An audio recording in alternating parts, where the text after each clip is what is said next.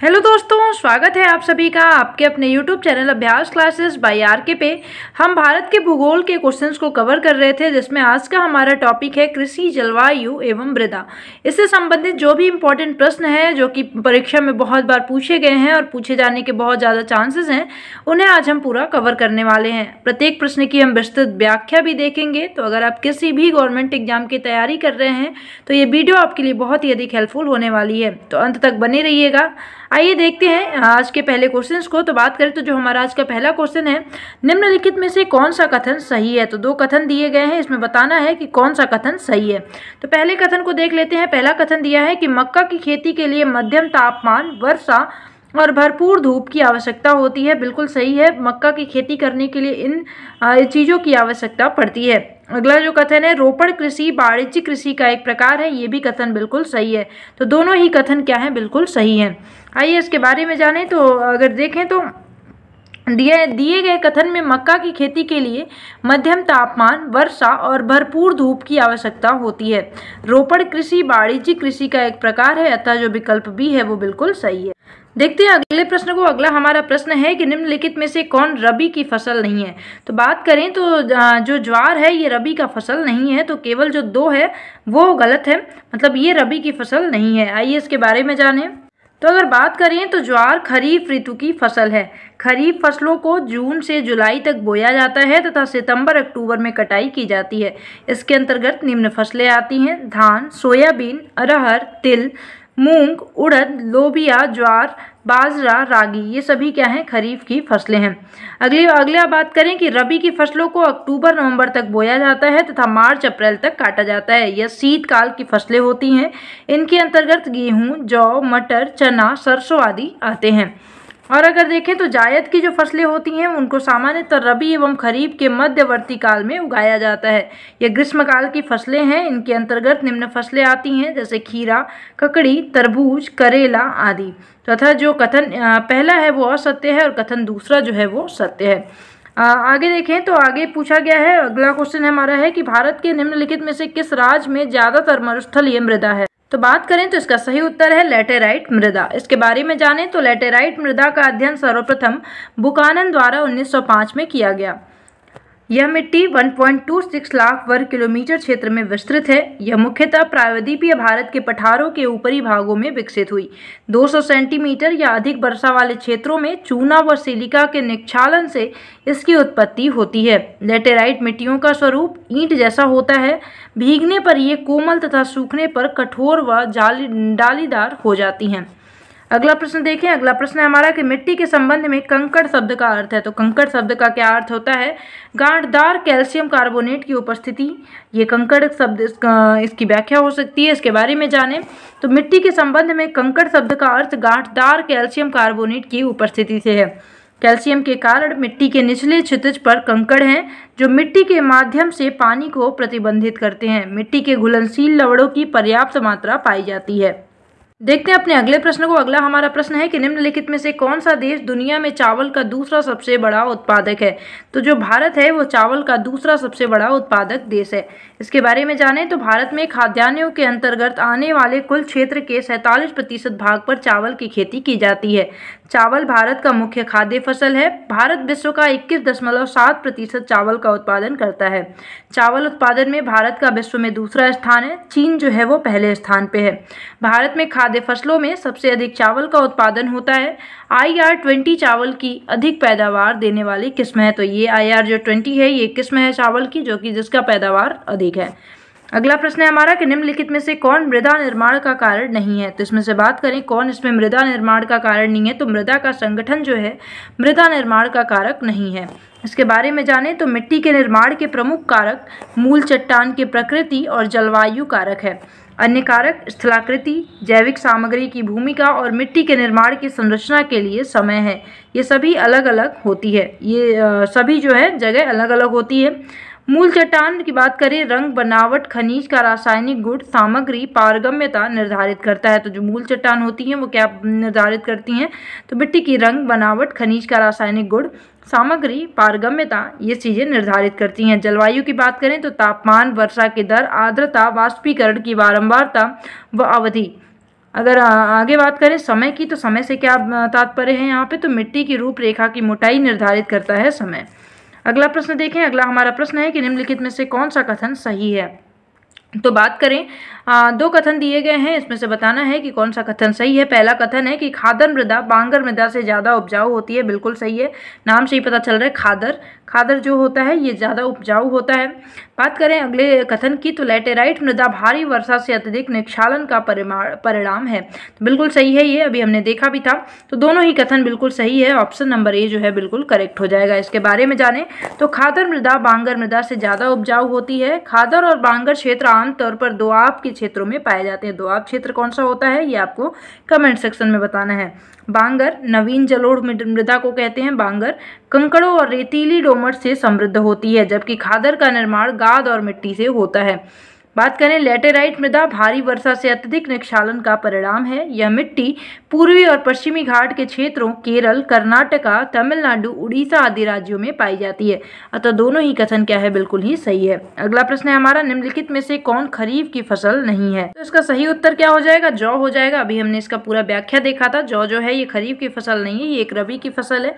आइए देखते हैं इसके बारे में। तो अगर बात करें तो जौ रबी की फसल के अंतर्गत आता है, न कि खरीफ की फसल है। खरीफ की फसल जून से जुलाई तक बोई जाती है तथा सितंबर अक्टूबर में कटाई की जाती है। खरीफ के अंतर्गत आने वाली प्रमुख फसलें ज्वार, बाजरा, मक्का, धान, सोयाबीन, मूंगफली, लोबिया और तंबाकू आदि हैं। अगला प्रश्न है, निम्नलिखित में से कौन सा कथन सही नहीं है। तो इसमें बताना है कि कौन सा कथन सही नहीं है। तो जो पहला कथन दिया हुआ है कि लैटेराइट मृदा चाय और कॉफ़ी उगाने के लिए उपयोगी होता है, ये गलत है। दूसरे कथन की बात करें तो लैटेराइट मृदा का निर्माण उच्च तापमान तथा भारी वर्षा वाले क्षेत्रों में होता है, ये भी कथन क्या है, बिल्कुल गलत है। तो इसमें दोनों ही कथन गलत है। अतः कौन सा सही नहीं है पूछा गया है, तो दोनों ही कथन सही नहीं है। आइए इसके बारे में जानें। तो लैटेराइट मृदा चाय और कॉफ़ी उगाने के लिए उपयोगी होता है। यहाँ पे थोड़ा सा करेक्ट करिएगा, क्वेश्चन में थोड़ा सा मिस्टेक है। अगर हम देखें तो ये क्वेश्चन जो दे रहा है कि निम्नलिखित में से कौन सा कथन सही नहीं है, सही नहीं है यहाँ पे नहीं होगा, सही है पूछा गया है। ध्यान रखिएगा, दोनों ही कथन सही हैं, तो इसका ऑप्शन बी सही हो जाएगा। तो देख लेते हैं इसके बारे में। ध्यान रखिएगा, लैटेराइट मृदा चाय और कॉफ़ी उगाने के लिए उपयोगी होता है। और दूसरा कथन जो दिया गया था, लैटेराइट मृदा का निर्माण उच्च तापमान तथा भारी वर्षा वाले क्षेत्रों में होता है, ये भी कथन सही है। तो ये मृदाएं उष्णकटिबंधीय वर्षा के कारण हुए तीव्र निक्षालन का परिणाम है। तो ये देख लेना है हमें, थोड़ा सा क्वेश्चन में मिस्टेक था, तो यहाँ पे हमें करेक्ट कर लेना है। अगला प्रश्न है हमारा कि निम्नलिखित में से कौन सा कथन सही है। तो इसमें दो कथन दिए गए और बताना है कि कौन सा कथन इसमें सही है। तो देखते हैं पहला कथन क्या है। पहला हमारा कथन है, कृषि उपज का वह भाग जो किसानों द्वारा बाजार में बेचा जाता है विपणन अधिशेष कहलाता है, बिल्कुल सही है। दूसरा कथन है, अर्थव्यवस्था की प्रमुख ऊंचाइयों को नियंत्रित करने वाले राज्य के लक्ष्य के अनुसार 1956 के औद्योगिक नीति प्रस्ताव को अपनाया गया, ये भी कथन क्या है, बिल्कुल सही है। तो दोनों ही कथन क्या है, बिल्कुल सही है। ऑप्शन नंबर डी करेक्ट हो जाएगा। इसके बारे में देखते हैं। तो कृषि उपज की वह भाग जो किसानों द्वारा बाजार में बेचा जाता है उसे विपणन अधिशेष के रूप में जाना जाता है। अर्थव्यवस्था की प्रमुख ऊंचाइयों को नियंत्रित करने वाले राज्य के लक्ष्य के अनुसार 1956 के औद्योगिक नीति प्रस्ताव को अपनाया गया था। तो अतः जो प्रयुक्त विकल्प है डी है वो सही है। अगला प्रश्न है हमारा, भारत में प्याज उत्पादन में सर्वाधिक हिस्सेदारी किस राज्य की है। तो अगर बात करें प्याज उत्पादन में, तो महाराष्ट्र की जो हिस्सेदारी है वो सबसे ज़्यादा है। इसके बारे में जानें तो भारत में शीर्ष प्याज उत्पादक राज्य महाराष्ट्र है, इसके पश्चात मध्य प्रदेश और तीसरे स्थान पर कर्नाटका है। भारत विश्व में सर्वाधिक प्याज उत्पादक देश है तथा दूसरे स्थान पर चीन है। देखते हैं अगले प्रश्न को। अगला हमारा प्रश्न है कि निम्नलिखित में से कौन सा अवक्षेपण या वर्षण का रूप नहीं है। तो इसमें अगर बात करें तो निरपेक्ष आर्द्रता जो है ये अवक्षेपण या वर्षण का रूप नहीं है। आइए इसके बारे में विस्तार से जानें। तो अगर बात करें तो निरपेक्ष आर्द्रता वर्षण का रूप नहीं है। वायुमंडल में मौजूद जलवाष्प की वास्तविक मात्रा को निरपेक्ष आर्द्रता कहा जाता है। यह हवा के प्रति इकाई आयतन में जलवाष्प का वजन है। इसे ग्राम प्रति घन मीटर के रूप में व्यक्त किया जाता है।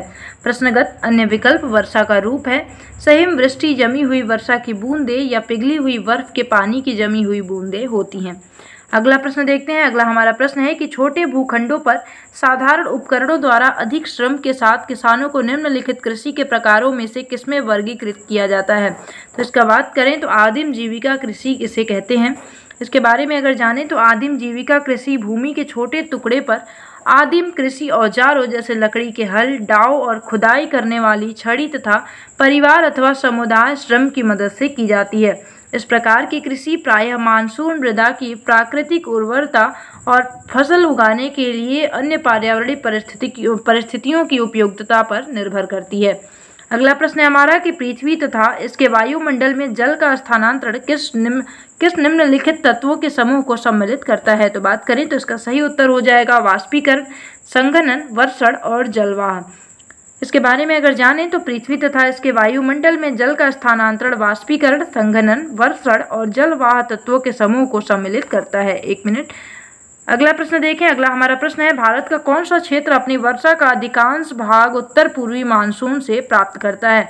तो बात करें तो जो हमारा कोरोमंडल तट है, कोरोमंडल और रायलसीमा जो ये क्षेत्र हैं, यहाँ पे सबसे ज़्यादा जो बारिश होती है, वो वर्षा होती है, वो उत्तर पूर्वी मानसून से प्राप्त की जाती है।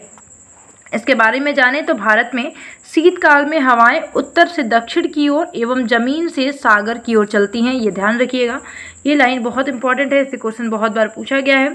इन्हें लौटता मानसून भी कहते हैं। यह लौटता मानसून भारत के पूर्वी तट, तमिलनाडु तट पर सागर से जमीन में प्रवेश कर जाता है।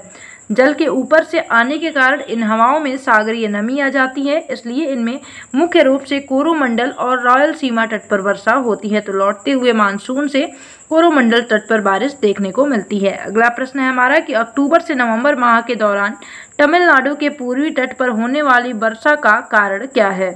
तो इसकी अगर बात करें तो इसका सही उत्तर क्या हो जाएगा, दक्षिण पश्चिम मानसून का पीछे हटना। यही कारण होता है तमिलनाडु के पूर्वी तट पर बारिश होने का। इसे लौटता हुआ मानसून भी कहा जाता है। आइए इसके बारे में जानें। तो अगर बात करें तो अक्टूबर से नवंबर माह अर्थात शरद ऋतु के दौरान तमिलनाडु के पूर्वी तट पर होने वाली वर्षा का कारण दक्षिण पश्चिम मानसून का पीछे हटना है। मानसून के लौट जाने या पीछे हटने को मानसून का निवर्तन कहा जाता है। 1 सितंबर से मानसून उत्तर पश्चिम भारत से लौटने लगता है तथा 15 अक्टूबर तक यह दक्षिण भारत को छोड़कर से समस्त भारत से निर्वासित हो जाता है। यह लौटती मानसूनी पवनें बंगाल की खाड़ी से जलवाष्प ग्रहण कर तमिलनाडु के पूर्वी तट पर वर्षा करती हैं। अगला प्रश्न हमारा, निम्नलिखित में से कौन वर्तमान में होने वाले जलवायु परिवर्तन और ग्लोबल वार्मिंग के लिए जिम्मेदार है। तो बात करें तो ग्लोबल वार्मिंग के लिए सबसे ज़्यादा जिम्मेदार कौन है, तो अवमूल्यन है। इसके बारे में जानें तो अवमूल्यन जलवायु परिवर्तन और ग्लोबल वार्मिंग के लिए जिम्मेदार है। और इसके बारे में जानें तो जलवायु परिवर्तन के कारक कौन कौन से हैं, तो सौर विकिरण में बदलाव, पृथ्वी की कक्षा में बदलाव, महाद्वीपों की परावर्तकता में बदलाव और ग्लोबल वार्मिंग के कारण क्या है, ये जलवायु परिवर्तन के कारक थे। और ग्लोबल वार्मिंग के कौन कौन से हैं, तो ग्रीन हाउस प्रभाव है, वनों की कटाई है, मीथेन उत्सर्जन है, औद्योगिकीकरण और शहरीकरण का बढ़ना है। ये ग्लोबल वार्मिंग के कारण होते हैं। अगला प्रश्न देखें कि तटीय मैदानों और उत्तर भारतीय मैदान में उत्कृष्ट मिट्टी के प्रकार हैं। तो बात करें तो तटीय मैदानों और उत्तर भारतीय मैदान में जो उत्कृष्ट मिट्टी का प्रकार है वो जलोढ़ मृदा है। सबसे उपजाऊ मृदा ये होती है। इसके बारे में जानें तो जलोढ़ मृदा को कॉप या खादर मृदा भी कहते हैं। यह भारत में 43% भूभाग पर पाई जाती है। जलोढ़ मिट्टी उत्तर भारत के मैदानों में सतलज से लेकर पूर्व में ब्रह्मपुत्र के मैदान तक विस्तृत है। तटीय मैदानों के अंतर्गत यह महानदी, कृष्णा, गोदावरी तथा कावेरी नदी के डेल्टा क्षेत्र और पश्चिमी तटीय मैदान के अंतर्गत केरल और गुजरात में पाई जाती है। इस मिट्टी में पोटेशियम और चूना प्रचुर मात्रा में पाया जाता है। अगला प्रश्न है हमारा कि किस क्षेत्र के मृदा का निर्माण ज्वालामुखी शैल असितास के अपक्ष के द्वारा होता है। तो बात करें तो इसका सही उत्तर हो जाएगा दक्कन का पठार। आइए इसके बारे में विस्तार से जानें। तो अगर बात करें तो दक्कन का पठार भारत का विशालतम पठार है। इसे विशाल प्रायद्वीपीय पठार के नाम से भी जाना जाता है। इस क्षेत्र के मृदा का निर्माण आग्नेय चट्टानों से हुआ है जो मुख्य रूप से ज्वालामुखीय चट्टानें हैं। इस पठार की मुख्य मृदा काली मृदा है। अगला प्रश्न क्या है हमारा, अगला प्रश्न है भारत के उत्तरी मैदानों के बृहद क्षेत्र में प्रसारित मृदा है। तो बात करें तो इसका सही उत्तर हो जाएगा जलोढ़ मृदा। इसके बारे में जानें तो जलोढ़ मृदा उत्तर भारत के पश्चिम में पंजाब से लेकर संपूर्ण उत्तरी विशाल मैदान को घेरे हुए गंगा नदी के डेल्टा क्षेत्र तक फैली हुई है। अत्यधिक उर्वरता वाली इस मिट्टी का विस्तार सामान्यतः देश की नदियों के बेसिनों एवं मैदानी भागों तक ही सीमित है। जलोढ़ मिट्टी की भौतिक विशेषताओं का निर्धारण वायविक दशाओं द्वारा तथा विशेषकर वर्षा तथा वनस्पतियों की वृद्धि द्वारा किया जाता है। उत्तर भारत की इस मिट्टी में सिंचाई के माध्यम से गन्ना, गेहूं, चावल, जूट, तंबाकू, तिलहन आदि फसलों की खेती की जाती है। अगला प्रश्न देखते हैं। अगला हमारा प्रश्न है, निम्नलिखित में से कौन सा या कौन सी खरीफ फसल नहीं है। इसमें बताना है कौन सी खरीफ की फसल नहीं है। तो सरसों जो है ये खरीफ की फसल नहीं है। इसके बारे में जानें तो कृषि भारतीय अर्थव्यवस्था का मेरुदंड है तथा जनसंख्या का लगभग 52% भाग आजीविका के लिए कृषि पर निर्भर है। भारत में खरीफ फसलों के अंतर्गत धान, चावल मतलब ज्वार, बाजरा, मूंगफली, सोयाबीन आदि आते हैं, जबकि रबी फसलों के अंतर्गत जौ, चना, मसूर, सरसों, गेहूं आदि आते हैं। तो ये रबी की फसलें हैं। अगला प्रश्न है हमारा, निम्नलिखित में से किस भारतीय राज्य में कॉफ़ी का उत्पादन सबसे अधिक होता है। तो बात करें कर्नाटका जो राज्य है यहाँ पे सबसे अधिक कॉफ़ी का उत्पादन किया जाता है। कमेंट सेक्शन में आपको ये बताना है कि चाय का उत्पादन किस राज्य में सबसे अधिक किया जाता है। देखें इसके बारे में तो भारत में कॉफ़ी का सर्वाधिक उत्पादन दक्षिण भारतीय राज्यों के पहाड़ी क्षेत्रों में होता है। कर्नाटक राज्य भारत का सबसे बड़ा कॉफ़ी उत्पादक राज्य है। विश्व में सबसे अधिक कॉफ़ी का उत्पादन करने वाला देश ब्राज़ील है। यह देश दुनिया के कुल कॉफ़ी उत्पादन का लगभग 30% का उत्पादन करता है। अगला प्रश्न है हमारा, निम्नलिखित कथनों में से कौन सही नहीं है। तो इसमें बताना है कि कौन सा कथन सही नहीं है। तो अगर बात करें गेहूं का उत्पादन पंजाब में होता है, यह कथन बिल्कुल सही है। चाय का उत्पादन असम में होता है, बिल्कुल सही है। कॉफ़ी का उत्पादन असम में होता है, बिल्कुल सही है। केसर का उत्पादन हिमाचल प्रदेश में होता है, ये कथन जो है ये गलत है। इसके बारे में जाने तो यही इस प्रश्न का सही उत्तर हो जाएगा। अगर बात करें तो भारत में केसर का उत्पादन करने वाला राज्य जम्मू कश्मीर है। केसर का प्रयोग मसालों के रूप में किया जाता है। केसर सबसे महंगे मसालों में से एक है। यह एक सुगंधित पौधा है। केसर के पुष्प के वर्तिकाग्र को केसर, कुमकुम, जाफरान या सैफरॉन कहते हैं। तो ये हमें ध्यान रखना है। अगला प्रश्न देखें। अगला हमारा प्रश्न है कि कौन सा दिल्ली का एक आम वृक्ष नहीं है। इसका सही आंसर हो जाएगा साल। साल का जो वृक्ष है दिल्ली का एक आम वृक्ष नहीं है। इसका जो साइंटिफिक नेम है वो है सोरिया रोबस्टा। सोरिया रोबस्टा के नाम से इसे जानते हैं। बात करें तो साल, सोरिया रोबस्टा दिल्ली शहर में पाया जाने वाला एक आम वृक्ष नहीं है। अगला प्रश्न है हमारा, कौन सी एक खरीफ फसल नहीं है। तो इसमें बताना है कौन सी एक खरीफ की फसल नहीं है। तो इसका सही उत्तर हो जाएगा गेहूं एक खरीफ की फसल नहीं है। अब देख लेते हैं। अभी हमने इसको बहुत बार देखा है क्योंकि ये क्वेश्चन बहुत बार रिपीट होता है, इसलिए ये बार बार आ रहा है। तो भारत में मुख्यतः 3 प्रकार की फसलें पाई जाती हैं, रबी की फसल, खरीफ की फसल और जायद की फसल। अब इसके बारे में हम देख चुके हैं, फिर भी एक बार देख लेते हैं। रबी की फसल जो होती है अक्टूबर से नवंबर के मध्य बोई जाती है और मार्च अप्रैल में काट ली जाती है। इसमें मुख्य रूप से गेहूँ, चना, जौ, तिलहन आदि फसलें आती हैं। बात करें खरीफ की फसल की तो यह जून जुलाई के मध्य बोई जाती है तथा अक्टूबर नवंबर में काट ली जाती है। इसमें चावल, मक्का, ज्वार, बाजरा, मूंगफली आदि फसलें आती हैं। तीसरी होती है जायद की फसल। जायद की फसल मुख्यतः क्या होती है कि अप्रैल और फरवरी से अप्रैल के बीच में इसको बोई जाती है और जून जुलाई के मध्य में काट ली जाती है। इसमें मुख्य रूप से सब्जियां आते हैं, तरबूज आती हैं, खीरा, ककड़ी, ये सब जानते होंगे जो ठंडे आते हैं गर्मियों के मौसम में, ये सभी जायद की फसलें होती हैं। तो ये हमें ध्यान रखना है। अगला हमारा प्रश्न है कि झूमिंग एक प्रकार का खेती है। ये झूमिंग डैश का एक प्रकार है। तो ये किस प्रकार की एक खेती है। तो झूमिंग एक स्थानांतरण कृषि है। इसके बारे में जानें तो झूमिंग, जिसे शिफ्टिंग खेती कहते हैं, स्थानांतरण कृषि का एक प्रकार है। वन प्रदेशों में जंगलों को जलाकर जमीन को खेती योग्य बनाकर खेती करना झूमिंग खेती कहलाती है। यह खेती असम एवं मेघालय के पहाड़ी इलाकों एवं आदिवासी क्षेत्रों में की जाती है। तो मेनली जो ट्राइबल एरिया होती हैं वहाँ पे ये खेती प्रसिद्ध है। और अगला प्रश्न देखें, इनमें से कौन सी फसल की कटाई मार्च अप्रैल में नहीं होती है। तो बात करें तो जो धान की कटाई है वो मार्च अप्रैल में नहीं की जाती है। तो क्यों? क्योंकि ये इसके बारे में जान लेते हैं। भारत की भौतिक संरचना, जलवायु के मृदा संबंधी विभिन्नताओं के आधार पर वर्ष में मुख्य 3 फसलें उगाई जाती हैं, जिसको हम देख चुके हैं, एक बार और आप देख लीजिएगा। अगला हमारा प्रश्न और अंतिम प्रश्न आज का हमारा प्रश्न है कि भारत की श्वेत क्रांति के लिए किसे अग्रसर माना जाता है।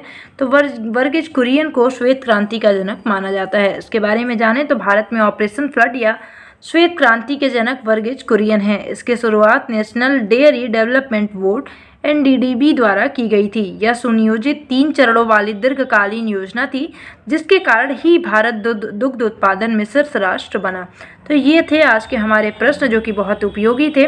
और कल जो है हम बहुउद्देशीय परियोजनाएं एवं खनिज जैसे टॉपिक को कवर करेंगे, तो देखना मत भूलिएगा अगली वीडियो को भी। ये सारे जो वीडियोज हैं आपके परीक्षा में बहुत अधिक आपका हेल्प करने वाले हैं। तो मिलते हैं अगली वीडियो में। आई होप कि वीडियो आपको पसंद आई होगी। पसंद आई तो लाइक ज़रूर करिएगा और हमसे जुड़ने के लिए चैनल को सब्सक्राइब भी ज़रूर करिएगा। तो मिलते हैं अगली वीडियो में। Bye bye, have a nice day, thank you so much.